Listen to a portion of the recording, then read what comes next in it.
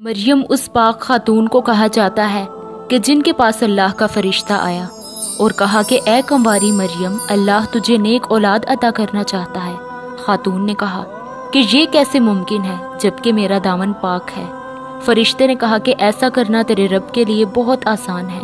वो नेक और पारसा खातून कौन थी कि जो क़यामत तक पाक दामनी की मिसाल बन गई? वो खातून कि जिसे अल्लाह ने अपने ज़माने की तमाम औरतों पर बरतरी अता फरमाई थी। हज़रत बीबी मरियम अलैहिस्सलाम के वालिद का नाम इमरान और वालिदा का नाम हिन्ना था। हज़रत इमरान हज़रत सुलेमान अलैहिस्सलाम की औलाद में से थे और उनकी अहलिया हिन्ना दाऊद अलैहिस्सलाम की औलादों में से थी। हज़रत इमरान बनी इसराइल में बड़े आबिद, जाहिद और अजीम थे, इसलिए मस्जिद अक्सा की अमामत लोगों ने आपके सुपुर्द की थी। हज़रत हिन्ना के यहाँ औलाद ना थी। एक रोज़ आपने एक दरख्त के साए में एक चिड़िया देखी कि जो अपने बच्चे को दाना खिला रही थी। ये दर्दनाक मंजर देखकर आपका दिल भर आया और आपने बारगाहे इलाही में रोकर औलाद के लिए दुआ की। लिहाजा अल्लाह ने आपकी दुआ कबूल फरमाई। हज़रत मरियम की पैदाइश से कबल आपकी वालिदा ने मन्नत मान रखी थी कि अपनी औलाद को बैतुल मुक़द्दस की खिदमत के लिए नज़र कर देंगी। लिहाजा बनी इसराइल के यहाँ ये रिवायत थी कि जो लड़का अल्लाह की नज़र कर दिया जाता था वो ना ही तो शादी करता था और ना ही दुनियावी मशागिल में दिलचस्पी लिया करता था। वो इबादत गाह में सिर्फ इबादत करता और ख़ुद इबादत में मशगूल रहता था। लिहाजा बीबी हिन्ना ने अल्लाह से बेटे की दुआ कर रखी थी, लेकिन उनके यहाँ बेटे के बजाय एक बेटी की पैदाइश हुई। हज़रत हिन्ना ने बेटी का नाम मरियम रखा। सिरियानी ज़ुबान में मरियम के मायने खादिम के हैं, क्योंकि आप मस्जिद अक्सा की खिदमत के लिए वक्फ कर दी गई थी, इसलिए ये नाम मौजू समझा गया। हज़रत मरियम की विलादत से कबल ही आपके वालिद वफ़ात पा गए, इसलिए हिन्ना ने विलादत के बाद आपको एक कपड़े में लपेट कर बैतुल मुक़द्दस के उलमा के सामने पेश कर दिया ताकि वो उन्हें अपनी कफ़ालत में ले लें। जब हज़रत मरियम बैतुल मुक़द्दस में लाई गईं तो मुजाविरों के दरमियान इख्तलाफ पैदा हो गया। हर कोई खुद को आपका ज़्यादा हकदार समझता था। बिलआखिर ये फैसला हुआ कि मुजाविरीन वो कलम के जिनसे वो तौरात लिखते हैं पानी में छोड़ दें। जिसका कलम पानी के बहाव में बहने के बजाय उल्टा बहेगा वो ही बीबी मरियम की कफ़ालत का हकदार होगा। इस मुकाबले में हज़रत ज़िक्रिया अलैहिस्सलाम भी शामिल थे। उनके कलम को अल्लाह ने पानी में बहाव के उल्टी तरफ बहा दिया और वो उनकी परवरिश के हकदार हो गए।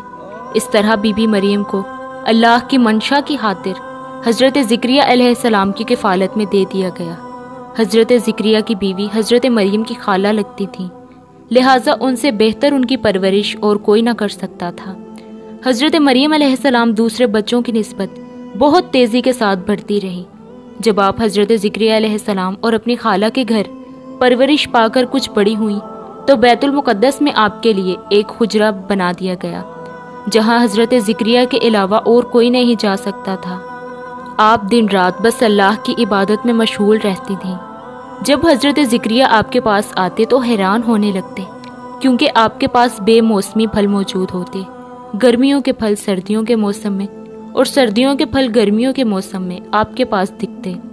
जब हज़रत ज़िक्रिया अलैहिस्सलाम हज़रत मरियम से पूछते कि ये फल कहाँ से आते हैं, इन्हें कौन लेकर आता है, तो हज़रत मरियम फरमाती कि अल्लाह के पास से। अल्लाह ने मरियम को पसंदीदा और मोमिना बंदी में शुमार किया था, जैसा कि सूरह आले इमरान में इरशाद हुआ। और जब फरिश्तों ने कहा कि ए मरियम, बेशक अल्लाह ने चुन लिया है तुम्हें और खूब पाक कर दिया है और पसंद किया है तुम्हें सारे जहान की औरतों से। ए मरियम, खुलूस से इबादत करती रहो अपने रब की और सजदा और रुकू करने वालों के साथ। बीबी मरियम जिस मकसद के लिए चुनी गई थी वो अभी बाकी था। आप रात दिन बस अल्लाह रब्बुल इज़्ज़त की इबादत और रियाजत में मशगूल रहती थी। यहाँ तक कि बनी इसराइल में ये मशहूर हो गया कि बीबी मरियम नहायत ही इबादत गुजार, पाकीज़ा और मुत्तकी खातून है।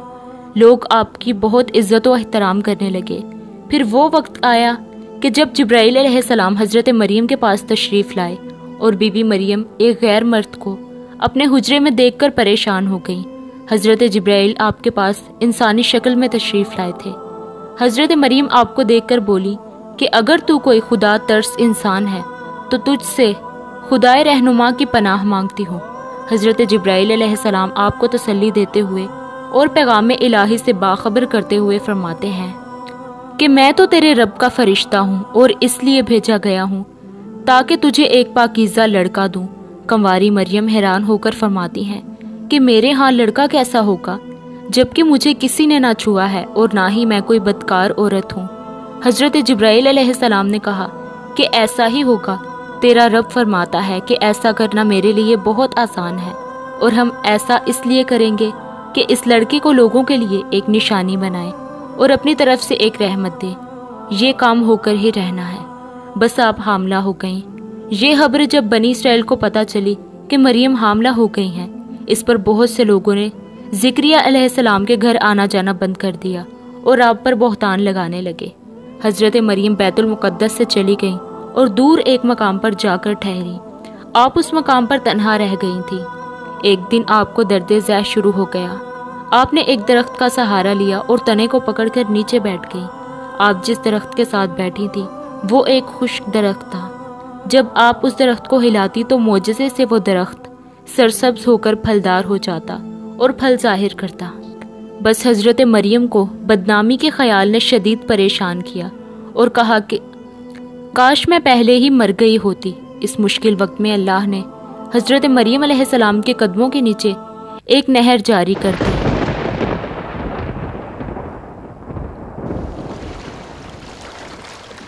और निदा आई कि पानी पियो और खजूर खाओ ताकि जिस्म को तकवीयत पहुँचे। फिर अपनी औलाद को देखो, औलाद को देखकर अपनी आंखों को ठंडक पहुँचाओ। इसी आलम में हज़रत ईसा अलैहिस्सलाम की पैदाइश हो गई। आप अपने बेटे को लेकर अपनी कौम के पास आईं।